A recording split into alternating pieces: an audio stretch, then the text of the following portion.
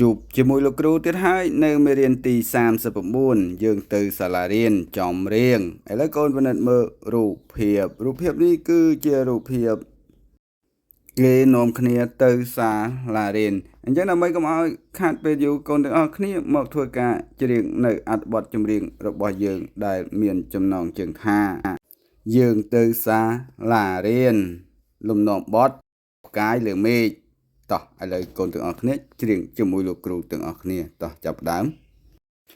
មកមិត្តយើងអើយកុំនៅកន្តើយទៅសាលារៀនដើរអែបខាងស្ដាំតាមគ្រូបង្រៀនទៅសាលារៀនឲ្យបានមុនគ្រូទៅសាលារៀនឲ្យបានមុនគ្រូ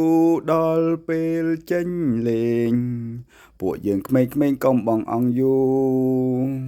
លេងល្បែងកំសាន្តអារម្មណ៍បានធូរកុំបងអង្គយូលេងឲ្យសប្បាយកុំបងអង្គយូលេងឲ្យសប្បាយបាទបន្ទាប់ពីកូនបានច្រៀងជាមួយលោកគ្រូមកឥឡូវកូនច្រៀងដោយខ្លួនឯងឲ្យបានច្រើនដងច្រើនសារដើម្បី